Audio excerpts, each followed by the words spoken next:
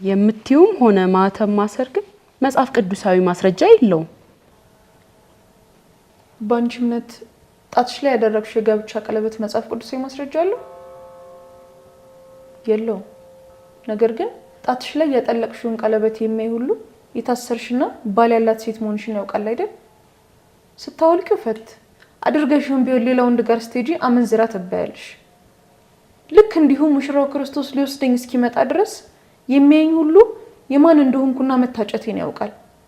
ስበጥሰው ፈትነኝ አድርጌውን ቢሆን ስለ ምድራዊ ጉርለቴ ከሱ ቤት ወደ ሌላ ቤተ እምነት ይሄድኩ ቢሆን አመንዝራ ከትዳር ውጭ የምትሄድ አይነት ሴት ማለት ነው።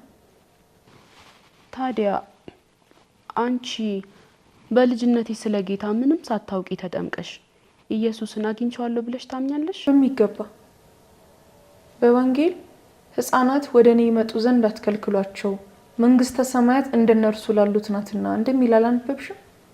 እንዲሁም ሌላ ቦታ ላይ ካልተመለሳችሁ እንደ ሕፃናትም ካልሆናችሁ የእግዚአብሔርን መንግስት አትወርሱም ይላል። ይሄንን ሳላነበብሽም?